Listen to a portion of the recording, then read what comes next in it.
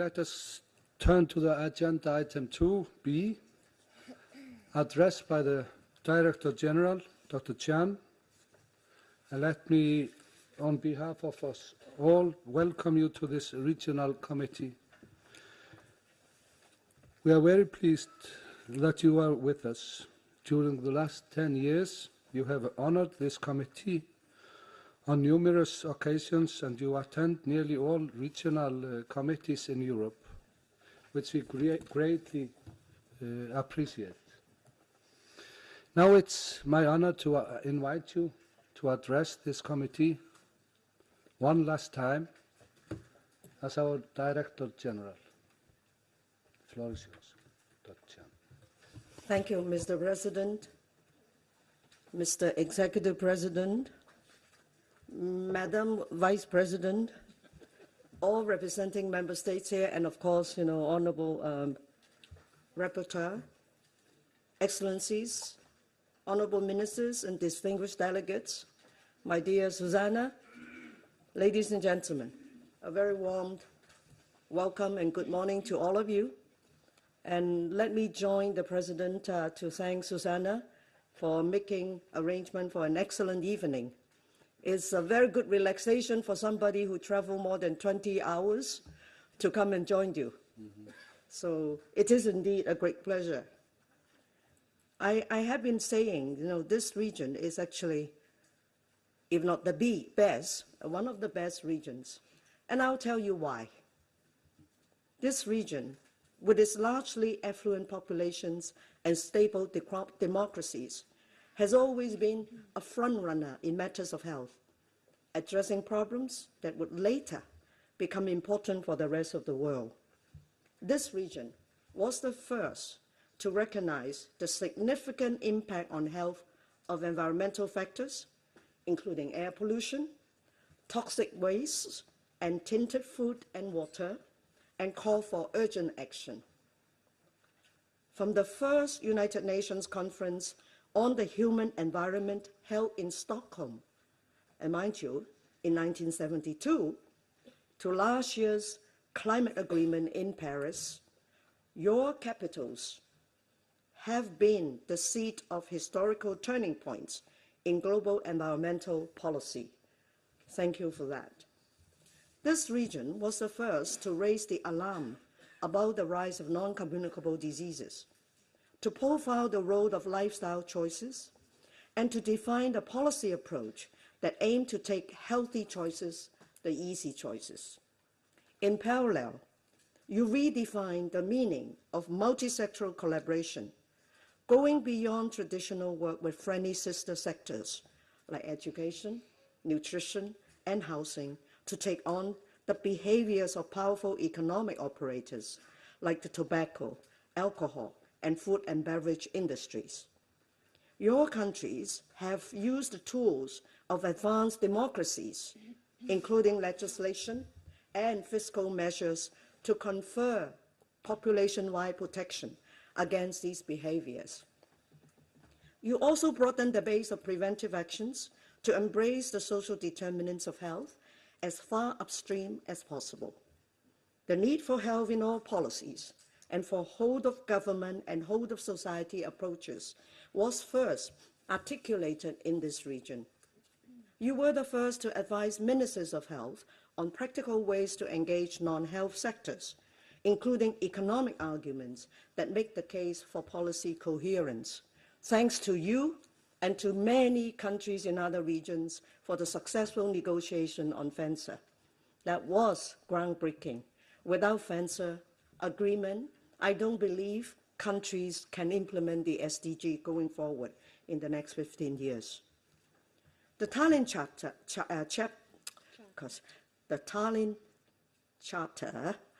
I deliberately make it slowly. The Tallinn Charter on Health Systems for Health and Wealth was a watershed event that laid the foundation for people-centered health systems that deliver integrated services across the life course. All these policy advances are now embedded in the Health 2020 policy framework for Europe. European countries have consistently care deeply about gender equality and the health of mothers and children and the rights of women and girls at home and abroad. I heard about your exciting discussion yesterday. I look forward to your successful discussion later, maybe today. Your countries have also been leaders in the donor community, sharing your wealth with the developing world. International cooperation in health development has benefited greatly from the International Health Partnership, which was launched by countries in this region. IHP Plus is now applying its principles for mutual accountability, its mechanisms for promoting harmonization and alignment, and its advanced monitoring framework to help developing countries move their health systems towards universal health coverage. Since the start of this century, Europe's leadership role in health has taken on greater prominence. The crises you are addressing now are globally shared. Your countries remain front-runners and leaders, but the time lag between your work and what the rest of the world needs to do has been shortened. Your work is deeply and immediately relevant to health everywhere in the world. In one area after another, European countries are producing models for other regions to follow. Ladies and gentlemen, antimicrobial resistance is a global crisis. For more than a decade, European Union has been a world leader in the struggle to combat AMR. This is readily apparent in the number of policies, directives, technical reports, strategies, and regulatory decisions designed to reduce antibiotic consumption in humans and animals, ensure the prudent use of these fragile medicines, and protect specific agents that are critically important for human health. You have moved forward in remarkable ways as reflected in several regional-wide networks for surveillance of both resistance and consumption patterns and for susceptibility testing. Significantly, the EU-wide ban on the use of antibiotics as growth promoters in animal feed has not weakened the region's leading position in global food production. In responding to the AMR crisis, we have as guidance a global action plan approved by all member states, including so many of you, in the last year's assembly. And what we need now is action. In February, I still recall vividly, I attended the European Union Ministerial Conference on Antimicrobial Resistance hosted by the Netherlands. The focus of that conference was on the urgent development of national action plans. You are moving forward quickly. Another boost for action came with the release in May this year of the UK's long-awaited review on antimicrobial resistance, chaired by the eminent economist Lord O'Neill. With its 10 recommendations, that report presented a number of innovative ways to tackle AMR and also to pay for it. That's very important. It doesn't have to come out from your pocket alone, including through a proposal for market entry rewards. This is a most welcome and compelling report. We need R&D incentives for new antibiotics, but also for better diagnostic tests that can reduce needless prescriptions and for new vaccines that can reduce infections in the first place. Around the world, we are seeing some encouraging signals. Some multinational food companies have announced, and this is very important, they have announced that they will no longer source their meat from animals fed antibiotics at subtherapeutic doses as growth promoters. On 21st September, actually it was next week, the United General Assembly will convene its first high-level meeting on AMR, signaling awareness among heads of states and governments that AMR is indeed a crisis. that threatens decades of hard-won gains in medicine and public health. The meeting further signals the need for global cooperation at the highest political level. The expected outcome is a political declaration. I did some intelligence. I think the silence period was over, and we did not hear any objections. So once again, thanks to all countries in the world for the successful negotiation of the outcome document, and the outcome document will be adopted by the UN General Assembly on 21st. So that outcome document can galvanize political will, build agreement on goals, and stimulate broad-based policy approaches. The meeting gives strong emphasis to achievement of the 5 strategic objectives set out in the WHO Global Action Plan. For those of you who want to know the details, Mark Spanner is here, and I'm sure he knows all the details and would be happy to support any information that you may need. Now, 2 further events during the UN General Assembly are especially relevant to health challenges in this region. On 19 September, the UN will convene its first high-level summit on addressing large movements of refugees and migrants, with the aim of securing a more coordinated and humane approach to the crisis. The summit represents an historical opportunity to craft a blueprint for a better international response. Roundtables will address the root causes of large movements of refugees and the drivers of migration.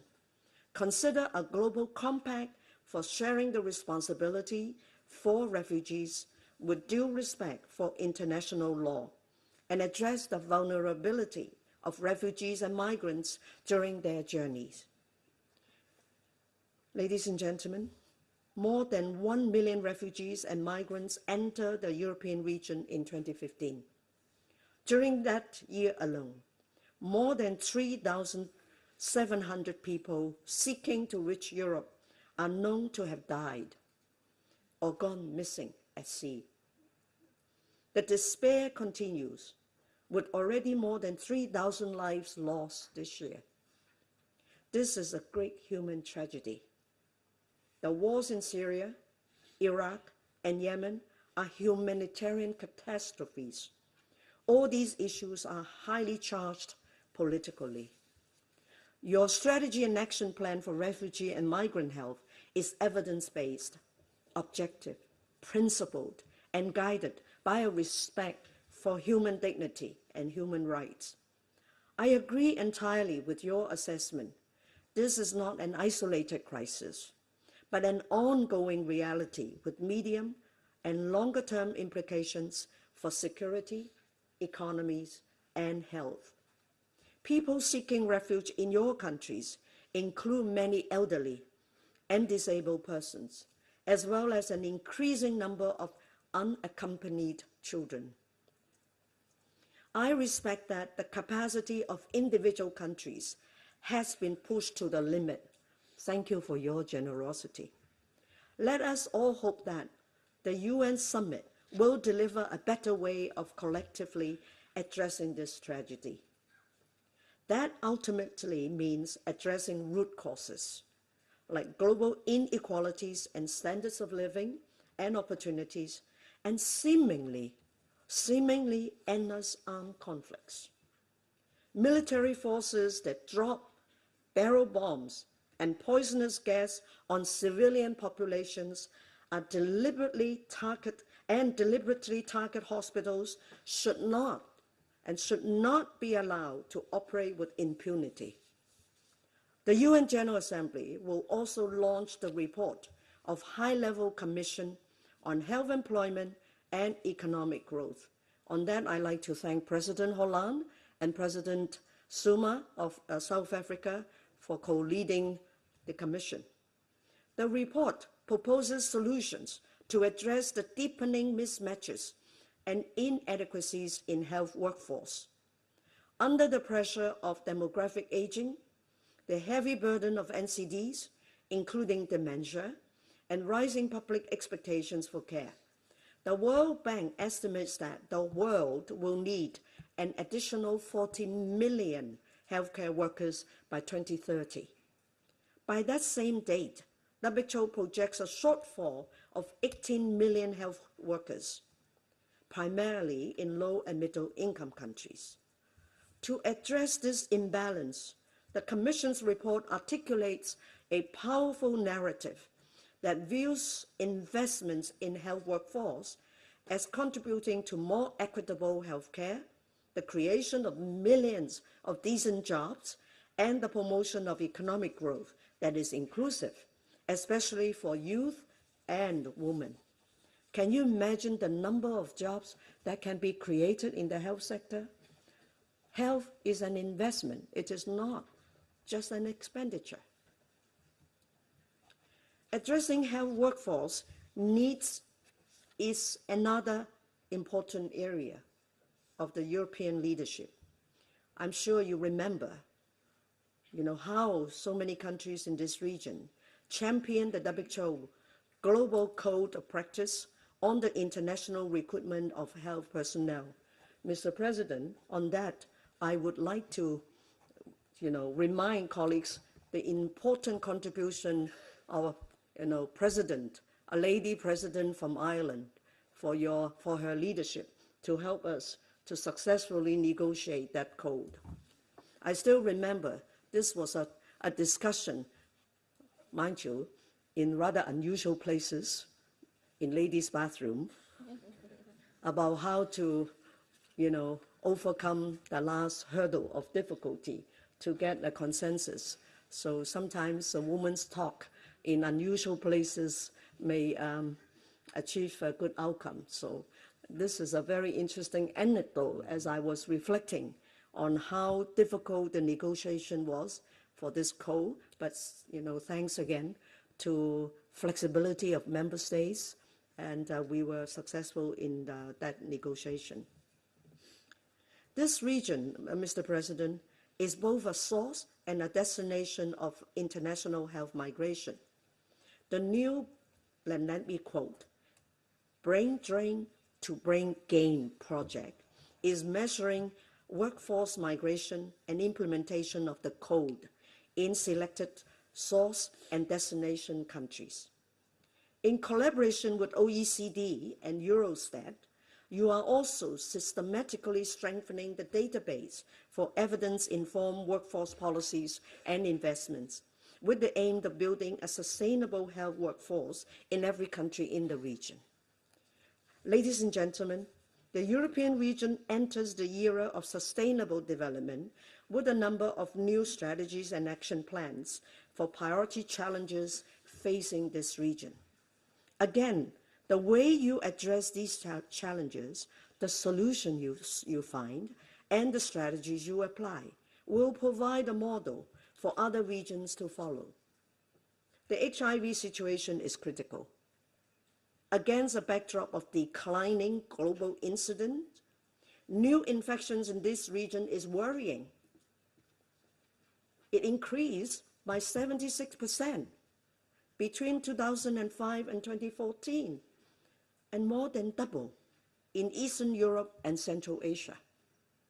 The situation in Europe is a stark warning that the epidemic is by no means over.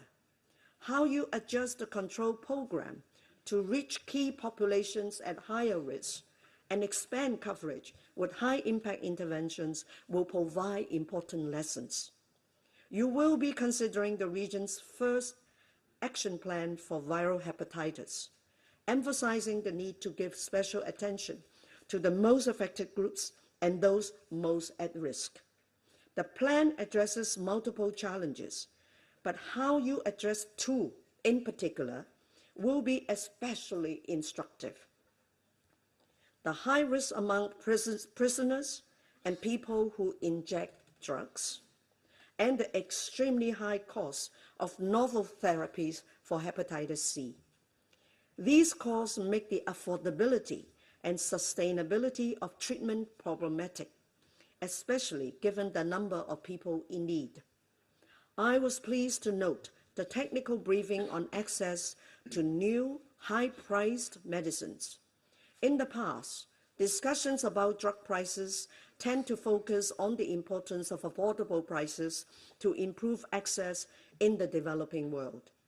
Recent events have shifted this focus.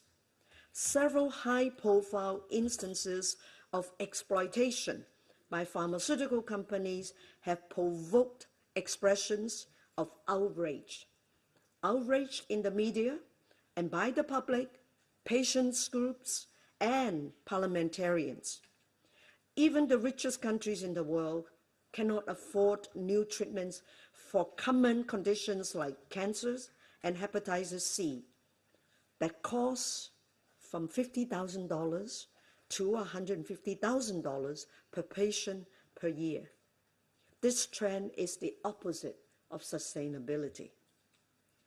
At the other extreme, ladies and gentlemen, the generic industry is losing interest in manufacturing older off-patent medicines with prices slashed so greatly that the incentive to produce and market them is lost. WHO is working on a model for the fair pricing of pharmaceuticals that addresses both extremes. With universal health coverage at the center of the health agenda for sustainable development, ways must be found to ensure that drug pricing is fair, yet sufficient to stimulate R&D innovation.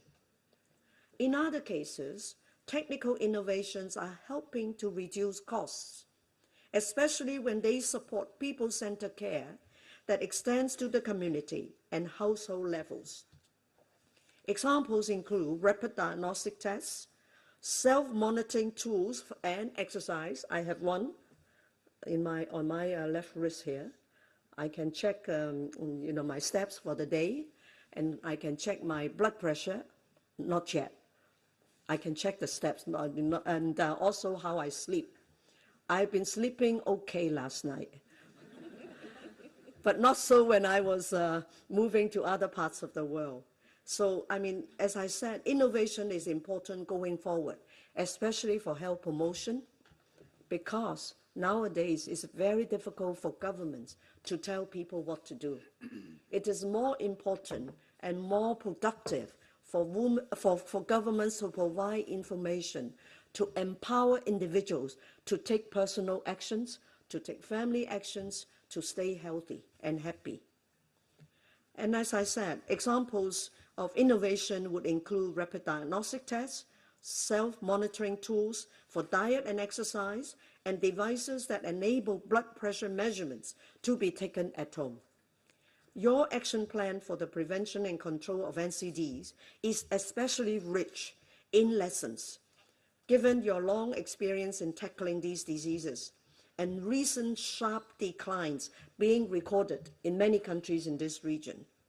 The opportunity to have a dramatic impact on health outcomes is considerable. 2/3 of premature death still in this region are caused by cardiovascular disease, diabetes, cancers, and chronic respiratory disease. At least 80% of all heart diseases, stroke, and diabetes, and 40% of cancers could be prevented. Mortality from cardiovascular disease has declined.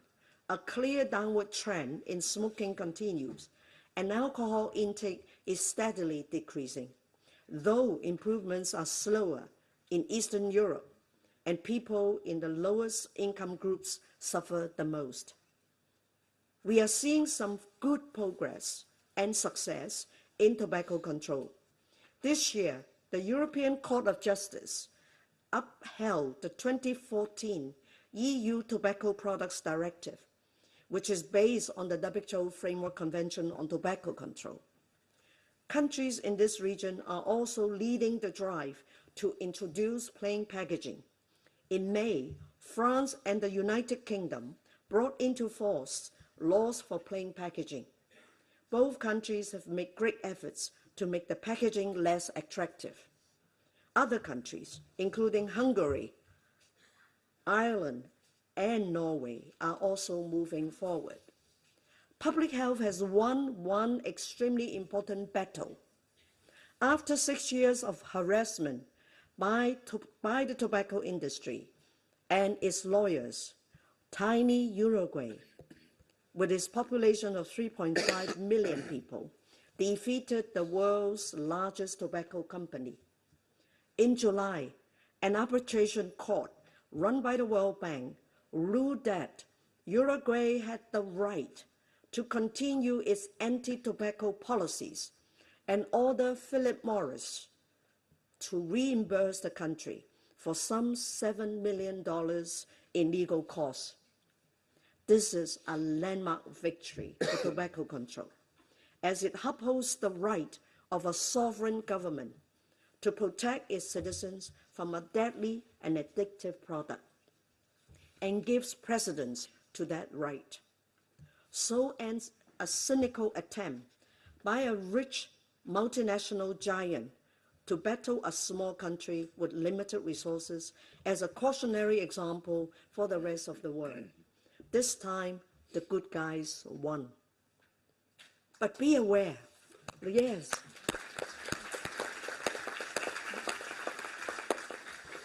But be aware, the battle lines are drawn.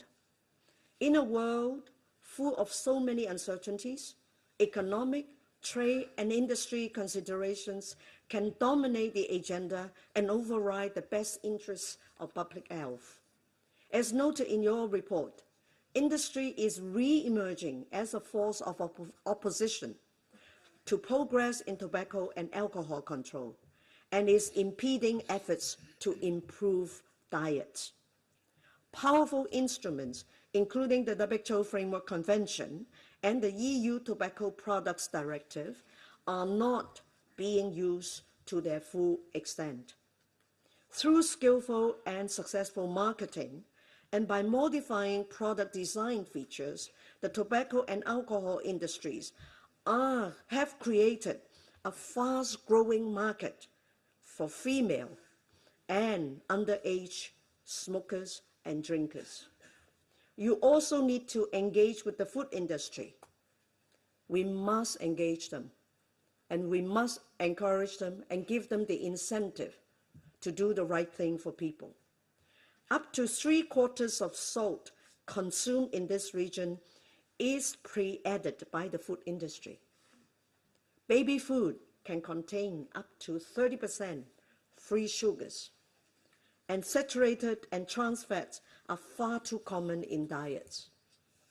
Ladies and gentlemen, as this is the last time I will address this committee, let me conclude with a heartfelt request. The region must do more to combat its obesity epidemic, especially in children. The often heard argument that lifestyle behaviors are a matter of personal choice does not apply to children. As policy guidance, you have the report of the WHO Commission on Ending Childhood Obesity. That report urges governments to accept their responsibilities to protect children, including a responsibility to take action without considering the impact on producers of unhealthy foods and beverages. Take care of your children. Obesity and overweight in children is society's fault, not theirs. Thank you.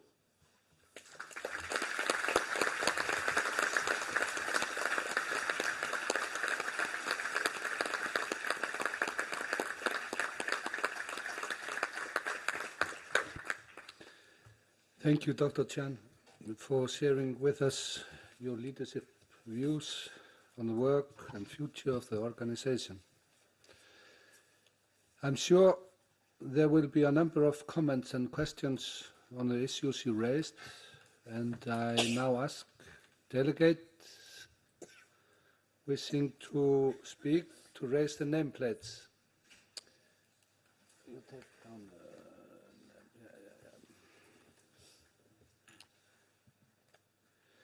I ask you distinguished delegates to keep your interventions to 3 minutes.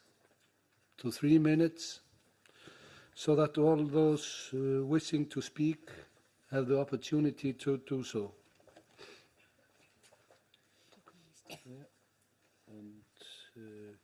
I shall now give the floor to the delegate of Turkmenistan, to be followed by the delegate of Monaco. Уважаемый генеральный директор, Director госпожа General, Маргарет Чен, Dr. выражаю Margaret вам Chan, признательность от имени I would like правительства to extend Туркменистана thanks to и you on behalf of the благодарность за government вклад of в ВОЗ Pakistan. в обеспечении We are very здоровья и grateful in благосостояния людей, Turkmenistan а for также all that you вклад have done in в seeking проведение to promote фундаментальных health, реформ particularly национальной also системы in seeking to assist здравоохранения. us with fundamental reforms to our healthcare Туркменистан system. всегда поддерживает стратегии и Turkmenistan инициативы ВОЗ constantly и supports демонстрирует готовность WHO продвигать strategies that актуальные have shown вопросы that they are здравоохранения на able to meet глобальном the уровне. challenges that now Реформа exist in public деятельности health ВОЗ at в global сфере управления level. чрезвычайными And we feel ситуациями that what has been done, призывает страны к particularly in широкомасштабной terms of health деятельности in при emergency вспышках болезней, situations, really has гуманитарных allowed us to чрезвычайных deal with ситуациях и particularly кризисах, important имеющих problems that we последствия face, для общественного humanitarian здравоохранения. crisis, and their effects Программы on ВОЗ public по health ответным мерам throughout по our чрезвычайным populations. ситуациям And очень важны и certainly, we своевременны. recognize the Они importance of позволяют what is now странам being дополнить proposed and the timeliness of традиционную these техническую и proposals. They make нормативную it базу, possible for us to повысить use our traditional оперативный normative потенциал and и legislative возможности basis для in order работы to в этой enhance the capacity связи. that we have По to вашей инициативе, tackle the уважаемый health challenges генеральный that we now директор face ВОЗ, today. при And поддержке all of this has руководства been со done стороны with your support and международных at your экспертов initiative, ВОЗ. Dr. Chan. Укрепляется And we национальный know that потенциал WHO по experts have been very much международным involved in helping медико-санитарным us with правилам. capacity building, Осуществлены particularly меры in по order to allow us to обеспечению implement the готовности системы IHRs. общественного We now have a здравоохранения public health system к that is массовым ready мероприятиям. to deal Мы with mass благодарны вам epidemics за and with other problems поддержку that may подготовки arise. к We пятым are grateful азиатским to играм you в for your закрытых support, помещениях, particularly for the которые 5th пройдут в Asian 2017 Games, году в which, as we Туркменистане know, will be под taking девизом place in «Здоровье, 2017 in воодушевление, дружба». Turkmenistan. And here we have Профилактика the slogan, неинфекционных health заболеваний и and борьба с ними friendship. является And this is областью something that we know успешного you have сотрудничества с always ВОЗ. held very close to your Совместно heart. со And we know that специалистами WHO has ВОЗ worked with us начата in order to make подготовка к this a третьему reality. We совещанию have also been высокого able уровня to prepare for the Генеральной third Ассамблеи ООН high-level по meeting of the профилактике UN General неинфекционных Assembly заболеваний и борьбе on с ними, prevention где мы of планируем NCDs and представить ways to combat туркменскую модель NCDs. And контроля here the низкие Turkmen достигнутые model результаты. for Мы control of выражаем вам NCDs is благодарность going за to be put высокую forward as a оценку усилий particularly relevant Туркменистана в example. глобальной борьбе с As табаком well as that, и we thank you for вручение your assistance благодарственного in our efforts свидетельства to promote уважаемому tobacco президенту control. Туркменистана в And 2014 certainly, году в the Ашхабаде. president of Поддержку и личное Turkmenistan участие в was Международном delighted to host the медицинском meeting in форуме в Ashgabat 2015 in году в 2015 in that Туркменистане. regard. Мы We высоко know ценим that наше all of this сотрудничество с has ВОЗ been very и valuable всегда for us, рады and we greatly приветствовать value our вас в нашей cooperation with стране в you and with качестве почетного WHO. гостя. And we certainly would Спасибо. always welcome you as a distinguished and welcome guest to our country, madam. Thank you. I will now give the floor to the Netherlands, to be followed by Monaco. The floor is yours. Madam Director General, thank you very much for joining again this regional committee, your last European Regional Committee. It is clear to us that you are not on a farewell tour. You clearly have a mission to deliver on a couple of WHO reform-related issues, and we appreciate this dedication very much. I want to take the opportunity to make a few remarks concerning issues that are of great importance to the Netherlands government. First of all, we are pleased with the establishment of the new emergency program. The establishment of this program finds its roots in the lessons learned of the Ebola crisis and has been one of the Dutch priorities in reforming WHO. We want to thank you, Bruce Aylward, and his team for all the efforts in getting this program on the right track. I also want to congratulate Dr. Salama as the new executive director. But we're not there yet. We need to implement this program in the right way and learn from every crisis to prevent another crisis. Implementation also includes financing, and in this respect we worry about the gaps that need to be filled. Secondly, I want to thank you for your letter addressing the need for increasing the assessed contribution. Your message is loud and clear and builds on the recent reviews of the Ebola crisis and their recommendations to raise the assessed contribution. On several occasions, the Dutch government has pointed at the imbalance of voluntary contribution versus the assessed contributions. In our view, there is a clear rationale and urgent need for increasing the assessed contribution. We welcome your initiatives and we look favorably to this request. Finally, I would like to encourage you to be, as always, our AMR champion during the UNGA high-level meeting next week. WHO has shown great leadership in establishing the Global Action Plan on AMR. Next week, the spotlights will be on WHO as a global health leader, and we expect that the outcome of the New York meeting will bring our agenda one step closer to reducing the threat of antimicrobial resistance. Thank you very much. Thank you very much. Now I'll give the floor to the delegate of Monaco. Je vous remercie, Monsieur le Président. Thank you, Madame Chair. le Directeur Général, Madam c'est un Director plaisir, General, effectivement, it is indeed que vous a soyez pleasure parmi nous. to have you with us here this morning. Fatigué, je le sais, vous me l'avez I dit know ce you're matin. very tired. You told me so this morning, but we're Vous delighted venez to de have nous you dire with us que anyway. Nous sommes une région qui est, à You certains égards, said exemplaire. that Qui a été, in some qui est respects, une Europe pionnière aussi is dans an un certain exemplary nombre de region.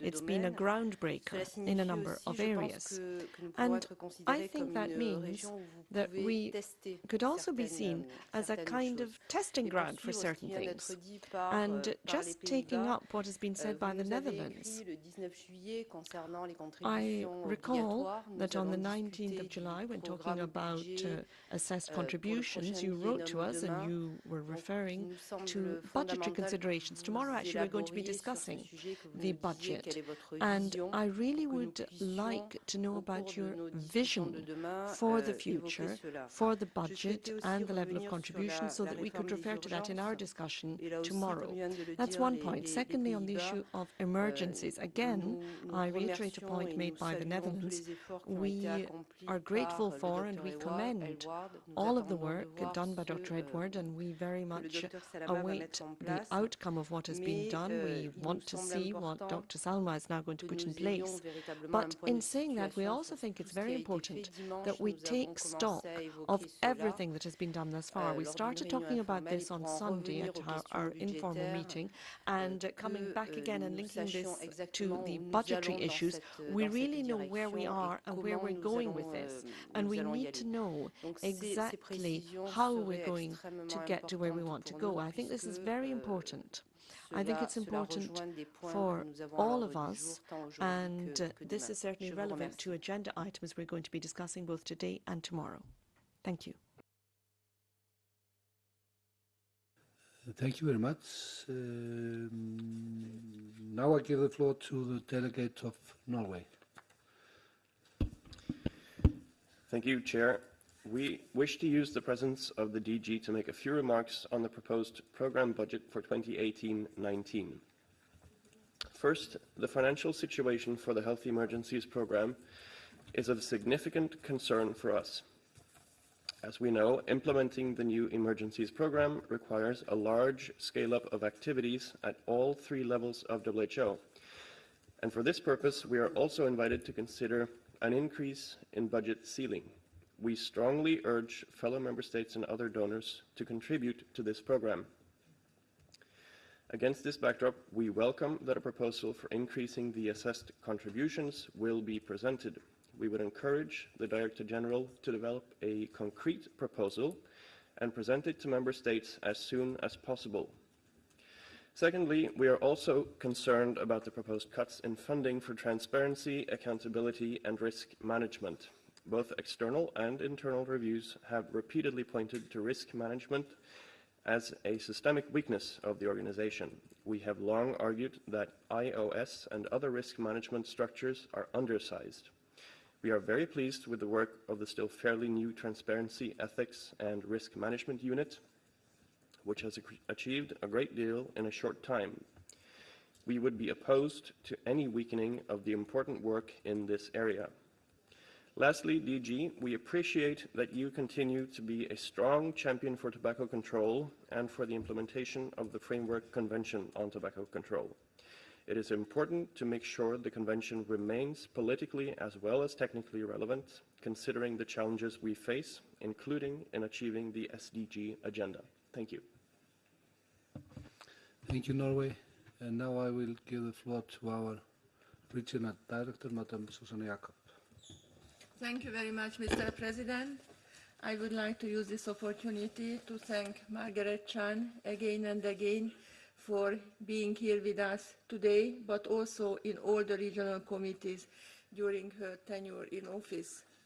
And I would like to thank you, Margaret, very warmly for your global leadership and for the guidance that you have given to us all these years, and all the support that you have provided to the European region. In your speech, you have recognized all the achievements of this region, both in the regional but also in global developments and global health, and thank you for that. And most importantly, I would like to thank you for bringing coherence and cohesion at the top level of the organization, which, as I always say, was the most important element of the WHO reform process. And we will keep this in mind, and we hope to continue with these efforts also in the years to come, and looking forward to have your guidance also in the upcoming period. Thank you very much, Margaret. Thank you very much, Susan. Now I have reached the end of my speakers list. Dr. Chan, would you like to respond on comments or questions which have been raised? Yes. The floor is yours. Yes, Mr. President, thank you for giving me the floor again. As Netherlands put it so well, this is not a farewell tour. I have promised my member states I will not be a lame duck, and I will be a very active duck until the last day of my office second mandate. Let me respond to a few important comments coming out of member states' intervention. First one, I'd like to thank Turkmenistan, and please convey my appreciation to your president, who was a former Minister of Health, on recognizing the importance of health promotion and disease prevention, and paying particular attention to NCD and tobacco control. And again, this is reinforcing what Norway has just said, the importance of the WHO framework convention on tobacco control. It has, made so much progress, and we need to continue with that momentum to make sure that we are not taken by surprise again by the big tobacco. Now, on the comments coming from the Netherlands, Monaco, and Norway, I can summarize them in a few points. First, thank you for the recognition of all of us learning lessons from the Ebola and introduce the new program. And I want to strongly recognize the contribution of all member states for their flexibility in endorsing the design, which was excellently done by Bruce Alway together with all the colleagues from the 6 regional offices. Yes, it is correct that, there is a huge budget gaps for implementing the emergency health program. In terms of the design, you have agreed. And in terms of the budget increase and the ceiling, you have agreed. I thank you for that. But the budget ceiling needs to be filled with real money. Without real money, it is very difficult for Peter Salama to continue on the design work done by Bruce together with all the colleagues in the region. Implementation is the most important, and that requires action. Action requires resources. Now, you mentioned about the proposed program budget 18-19. Indeed, I have written to all your countries. On your advice, I need to give you time so that the Ministry of Health can consult with Ministry of Finance and in some cases, Ministry of Foreign Affairs on the urgent need to fill the assessed contribution increase to enable the organization have predictability and reduce our vulnerability to budget gaps, particularly in the event of health emergencies. And I'm sure, I can provide you with all the information in terms of the budget gaps. You all know very well the new program has 3 tiers, 3 buckets. One is for the core staff, the core capacity, there is a $115 million budget gap. You have approved the capitalization of a contingency fund up to $100 million. There, we have $69 million budget gap. And then, of course, WHO is part of the IASC, the humanitarian sector, in responding to Iraq, in responding to Syria, Yemen, and other crises in the world, in Africa and in other regions. And the appeal gap is in the tune of $500 million. So, ladies and gentlemen, you have all run departments, organizations, ministries. I mean, without funding, it's very difficult to deliver on your expectation. No, we are not greedy. I don't believe in being greedy. I believe in delivering results. I believe in delivering results, and hence the transparency and accountability mentioned by Norway. And I just want to reassure you, in the budget formulation, the program budget, there may reflect a cut, but because of its importance, as we are speaking, I was on the email with all my African region. I am prepared to deploy resources to make sure the region strengthen its capacity in program planning, program monitoring, timely report to donors, and as part of the accountability mechanism in order to earn your trust.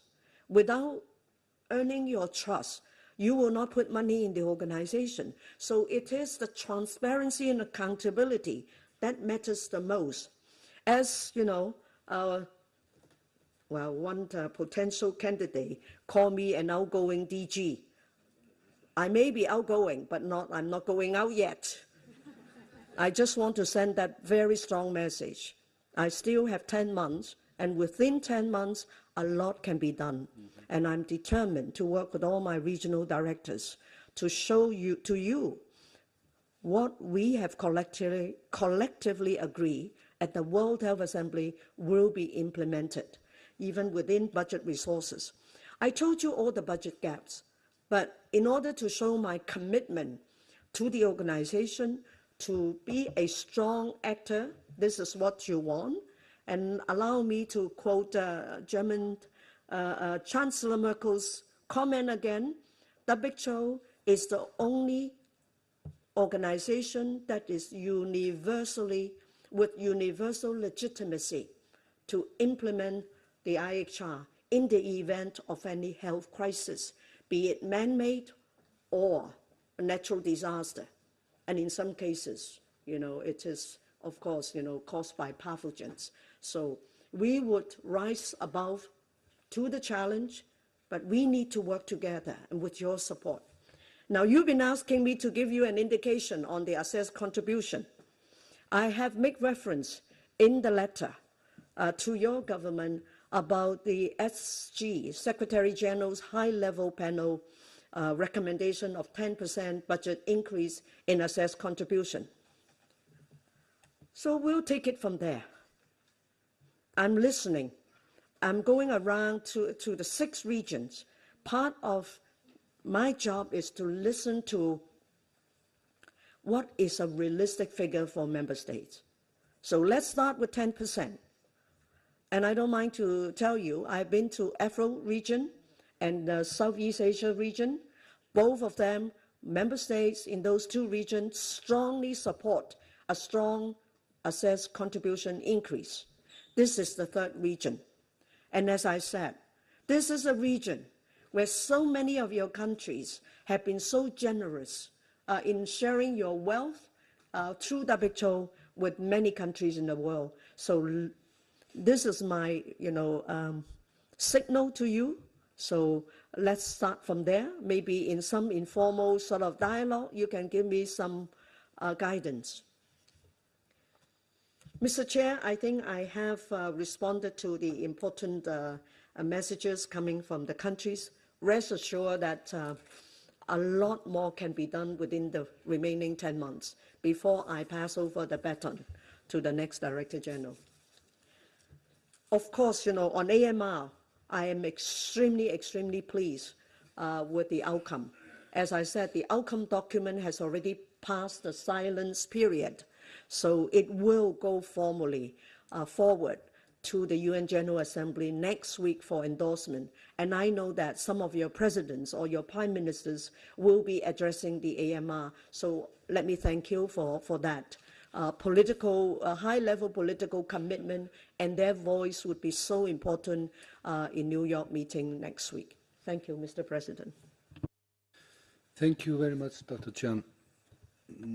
I will use this opportunity to thank you very warmly on behalf of the Regional Committee for Europe, and also on behalf of the Regional Director for Europe and her staff, for all your hard work and efforts as Director General of WHO for the advancement of global health and your support to the European region. As a recognition, let me hand over to you a plaque from our region to remind you of these sessions and the engaging discussions and active role that our region played in supporting global health developments. This region is full of surprises.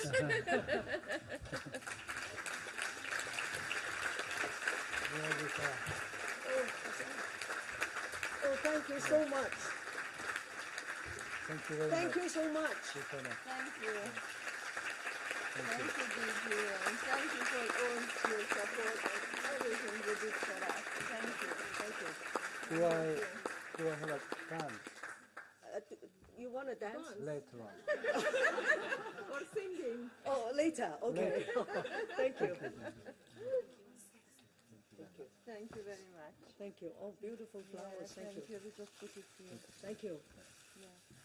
I hope that you allow me to accept the plaque. Thank you. Thank you so much. Thank you very much.